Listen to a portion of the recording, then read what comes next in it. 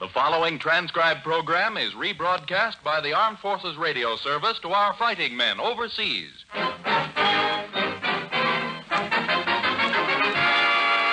Goodyear presents The Roy Rogers Show. Friends, tonight, as usual, Goodyear brings you Roy Rogers. But because of the great news we've all been hearing, we want you to know that we will interrupt this program instantly for any late news flashes. Meanwhile, you'll hear Bob Nolan and the Sons of the Pioneers, Pat Friday, the Farr Brothers, Perry Botkin's Orchestra. Goodyear's guest tonight, motion picture villain Porter Hall. And now, the greatest name in rubber, Goodyear, invite you to meet America's greatest Western star, Roy Rogers.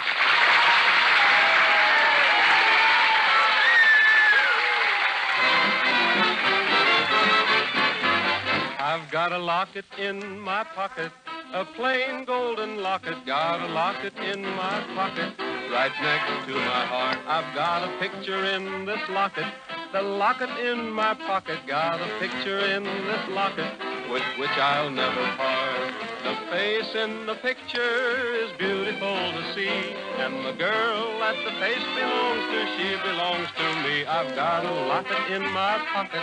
My sweetheart's in that locket, got my sweetheart in my pocket, right next to my heart.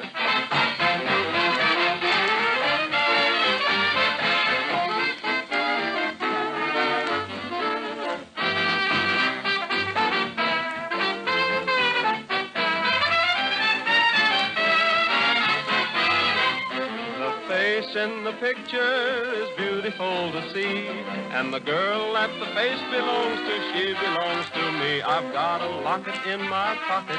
My sweetheart's in that locket. Got my sweetheart in my pocket, right next to my heart. Right next to my heart.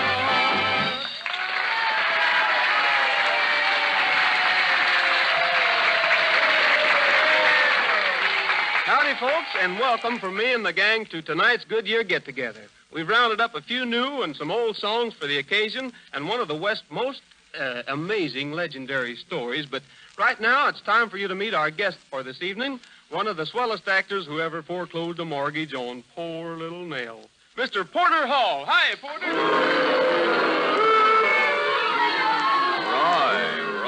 Roy, that's a nice welcome after you asked me to come over to your get-together. Well, shucks, don't mind the folks, Porter. They've seen you as a villain in so many pictures that they just can't keep from booing at you. Well, I'm so misunderstood, Roy. To everyone who's ever seen me in pictures, I'm a no-good, low-down, unprincipled crook. No, honest, Roy, you know I'm not that way at all. Much. Porter, I'm surprised at you. Why, I think I'd much rather play your parts than my own. The heavy in the picture, oh, well, he always gets his own way, and you get most of the close-ups, you know, where you sneer and twirl your mustache and make everyone in the audience hiss at you. Well, that's the real trouble, Roy. I never know if they're hissing the character or the actor playing the part. Well, when Porter Hall is playing the part as a villain, it isn't the actor they're hissing, you can believe me. But just to give you a break, Porter, we've got a sketch for you to play in tonight about one of the West's most amazing characters. And just to prove that you're the star and the hero, I'm not even going to play in it. How's that? Well, that's what I call really being a hero.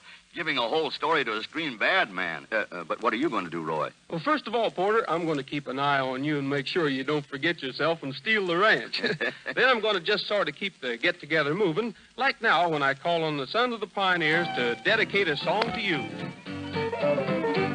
He always sings bragging music to the cattle as he swings, back and forward in the saddle on a horse. That is syncopated gait, and there's such a funny meter to the roar of his beater, how they run when they hear the fellow's gun, because the Western folks all know he's a highfalutin, scootin', shooting son of a gun from Arizona, ragtime cowboy Joe. Out in Arizona where the bad men are, the only thing to guide you is an evening star. The roughest, toughest man by far was Ragtime Porter Hall.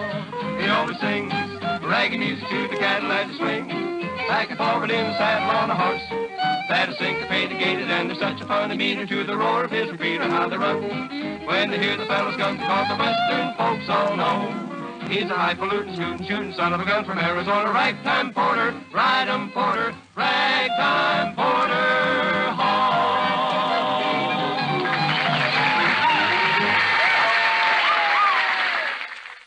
Today, when congratulations are being offered all over the world to the millions who worked and fought for victory in Europe, Goodyear would also like to propose a toast of its own and to its own. A toast to the 24,783 of its men and women in the armed forces.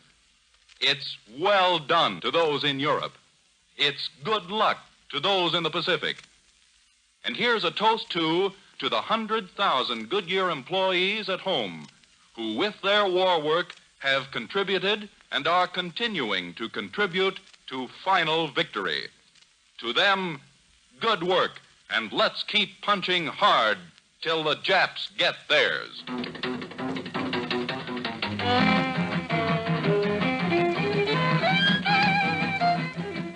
It's the Farr Brothers' Furious Fiddle and Galloping Guitar in Cajun Stone.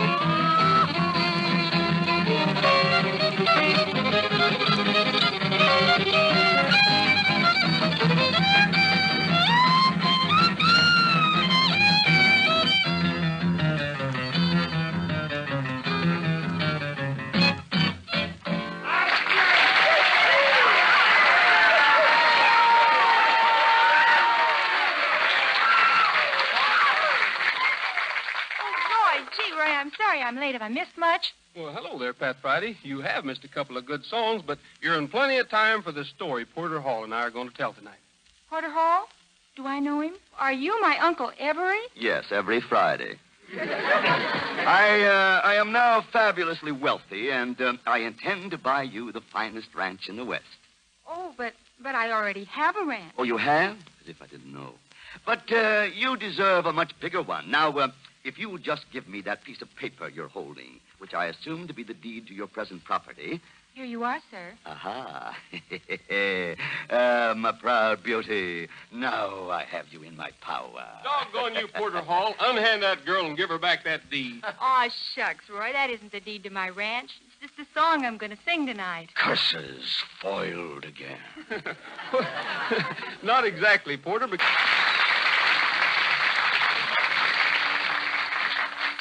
See them tumbling down.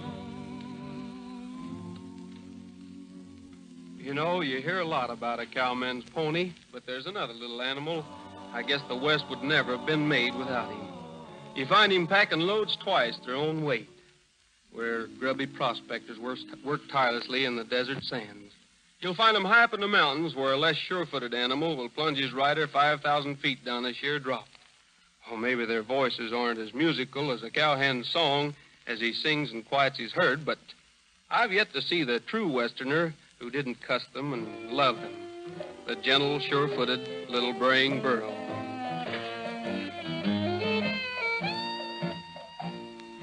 We are wanderers of the wasteland.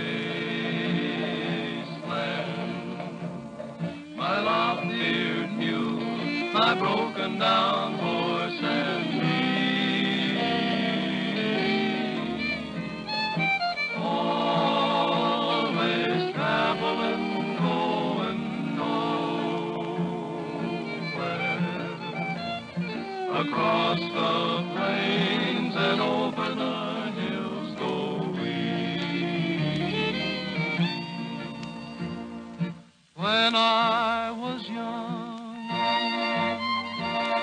I used to be a highfalutin shooting son of a gun up in Wyoming. I loved a gal, she loved my pal. So I packed my bag and saddled my nag, and then I took a roaming. Now we're only a lonely trio. Without a friend, we trail along endlessly. Three old wanderers of the wasteland.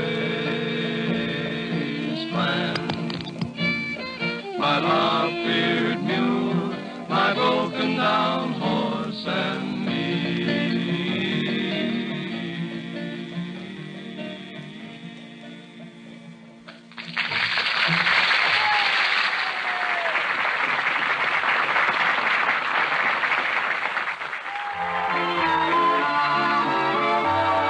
Now it's Roy Rogers, the king of the cowboys, in a new Western ballad, Don't Blame It All on Me. If our love should fade like a cold winter's day, don't blame it all on me. Their true love has flown, might have known, friends will say, don't blame it all on me. There was a time, dear, when we were so gay. I heard you say, I love only you. Someday with the dawn, all our love may be gone. But don't blame it all on me. For after all, dear, I too have a heart. You have it now, don't break it apart. Someday our romance may break up just by chance, but don't blame it all on me.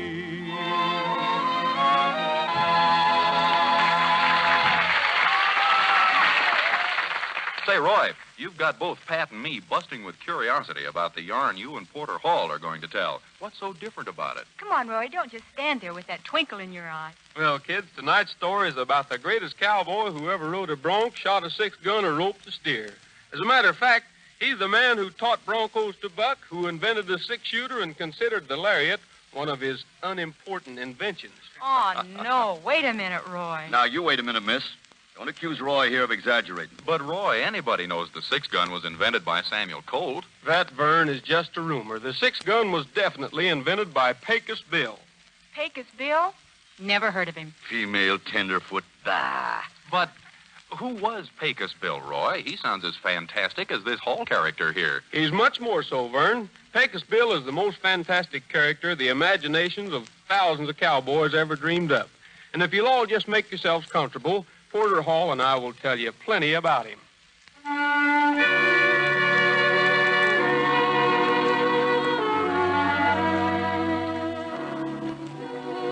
Now, I'm not saying that Pecos Bill is dead even today.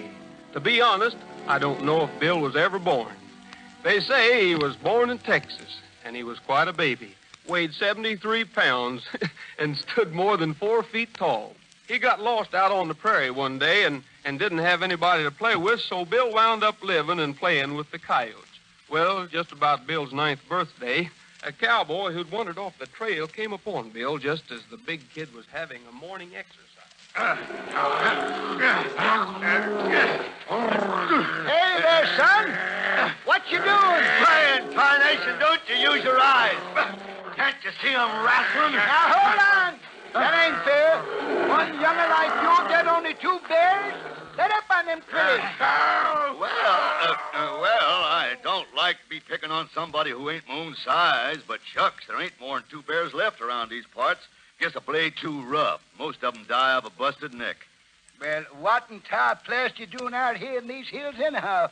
Running around shameless like that with no stitch of clothes on your body. Clothes? Don't you know us coyotes don't wear no clothes?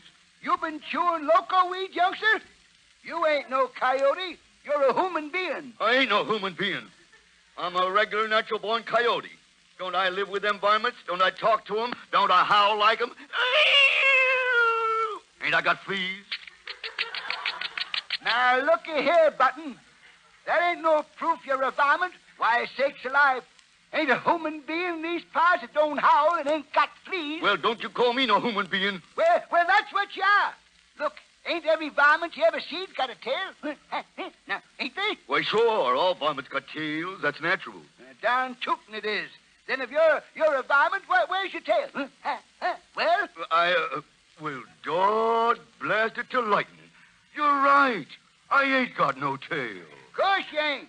So you see, son, you're not a varmint at all. You're a human being. I don't want to be no human being. I don't want to be no human being. Now, looky here, fella. You is a human being. And it's my duty as another human being to take you back to civilization.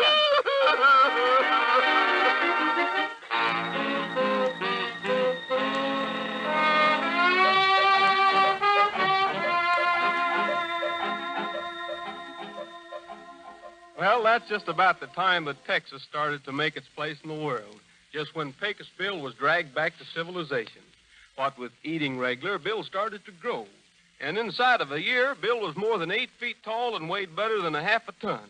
But Bill was lazy and hated to work. But, Roy, what kind of work did Pecos Bill do? Almost any kind of ranching, Pat. Roping, branding, and, well, you know, when he'd do the branding, he'd do it with his bare hands. He'd just grab a yearling, tuck it under his arm, and stuff his ears up so he wouldn't hear the calves bawling. You know, Bill was kind of a soft-hearted cuss.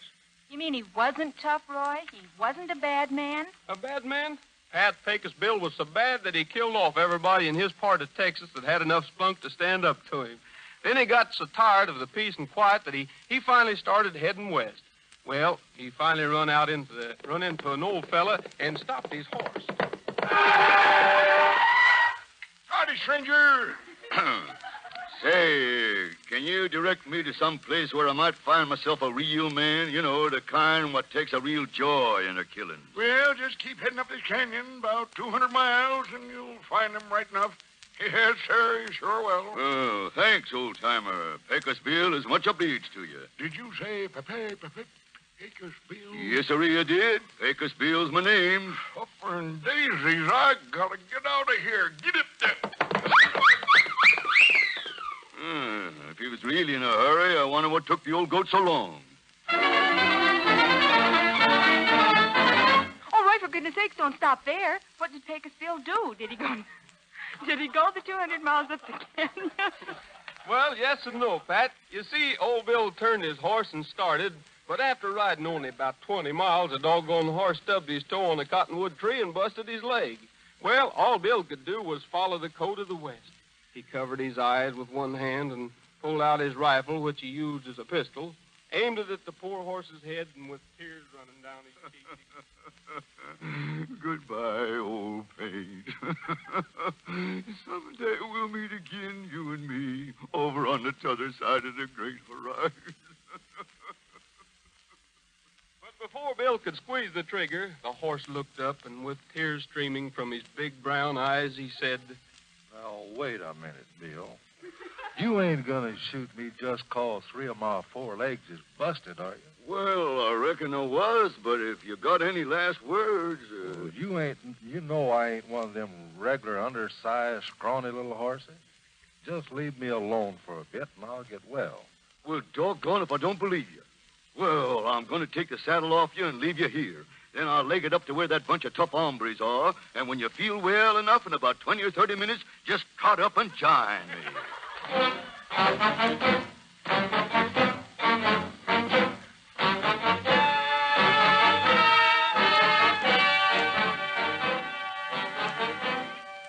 Well, I hadn't gone 2 miles further, saddle over one arm, when I spot a little rattlesnake no more than 18 feet long.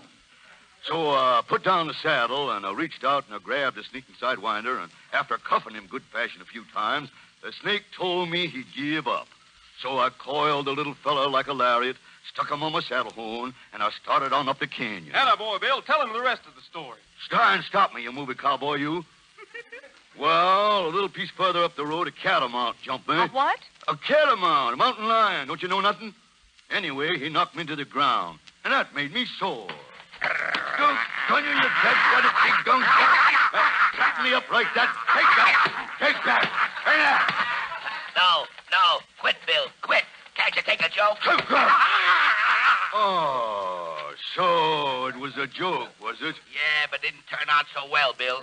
Honest, I'm the sorriest catamount out of captivity. Well, at least you're the dumbest catamount I ever seen. Oh. Just for that, I'm throwing this saddle on your stupid back and riding you up the canyon. No. Yeah, using this rattlesnake for a whip. Now, get over there. Go on. Now, let's get started. Else I'll now break you in two and only eat the best piece.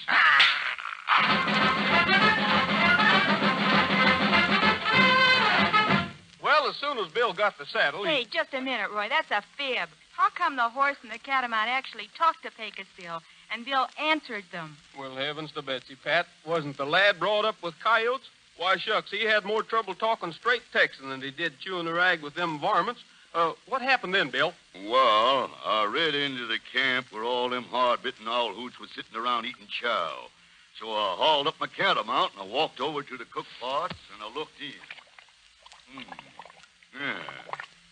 What's this? Beans. Nothing but 6 quarts left. Well, I'll start on those. Well, ain't so bad. But they make me thirsty. Give me that coffee pot. Look out, stranger. That pot is a-boiling. Shut up. There. Now, someone hand me that porcupine to wipe my mouth on, and we get down to business. What is your business, partner? Who's boss of this gang? That's what I want to know. Who's boss around here? Stranger I was, but you be.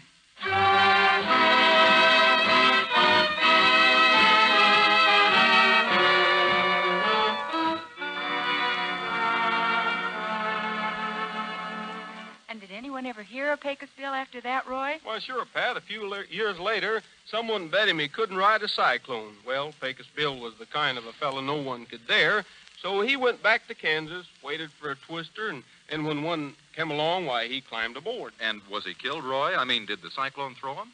Throw a legendary character like that? Why, not at all, Vern. By the time that twister crossed Colorado, he had it as tame as a lamb. But then he got a little bit overconfident, you know. He rolled himself a cigarette, and when he couldn't find any matches, he reached up and grabbed a piece of forked lightning. Oh, I see, Roy. And the lightning electrocuted him? Is that it? Shucks, no, Pat, but it tickled him and got him to laughing so much he didn't look where he was going, so he slipped off the cyclone and dropped 97 miles to Earth. Oh, Roy, that doesn't seem possible. But it happened, Vern. And where Bill landed, he weighed so much and fell so far that he knocked the Earth 150 feet below sea level. Folks called the place where he landed Death Valley, because they figured he'd never survive such a bump. Fact is, I was surprised as you were when Pecos Bill walked in here tonight.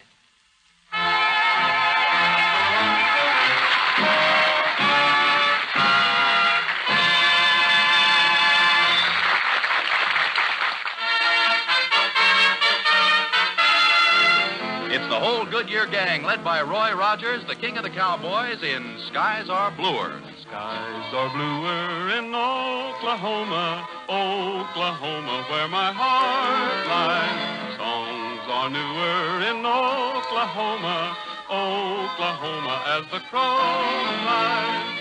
That's where the yellow corn is brighter and cotton's whiter than snow. Just listen to the wheat a-swaying. It sounds like it's saying hello. Bells are ringing and voices singing. Oil is gushing and the folks are rushing out to Oklahoma, USA. Skies are bluer in Oklahoma, Oklahoma, where my heart lies.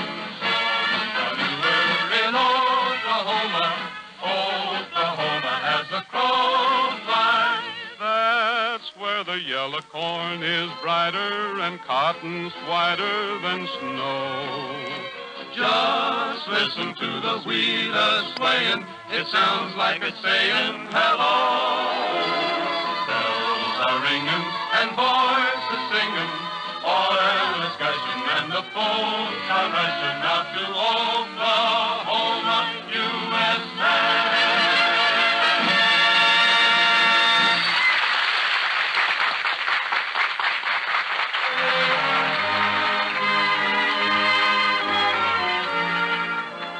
Well, it looks as if our time for tonight is like the water in a stream in the middle of the summer. It's all run out. But we've got more time again next week, and we'd like you all to be back sitting with us at our Goodyear get-together. We have some songs and music and a little chatter, Western style, and a rip-roaring story about the old days that should please everybody. So till next Tuesday, this is Roy Rogers thanking Porter Hall for appearing with us tonight and saying for the whole gang, goodbye, good luck, and may the good Lord take a liking to you. Don't forget, smiles are made out of the sunshine and the frown from a rainy day. Now, this is Vern Smith saying good night for Goodyear, the greatest name in rubber. If you like the songs and stories of the West, don't miss tuning in next Tuesday. Same station you're tuned to now, same time of the day on your clock, when Goodyear will bring you another get-together with Bob Nolan and the Sons of the Pioneers, Pat Friday, the Farr Brothers, Harry Botkin and his orchestra, and starring the king of the cowboys, Roy Rogers.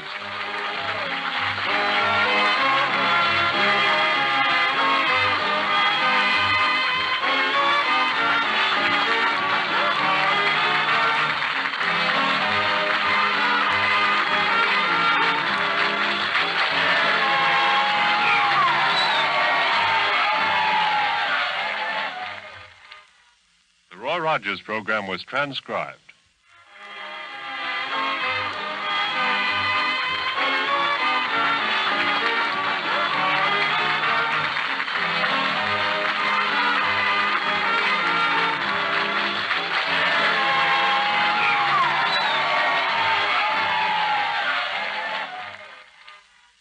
This is VE Day. Don't forget to buy another bond.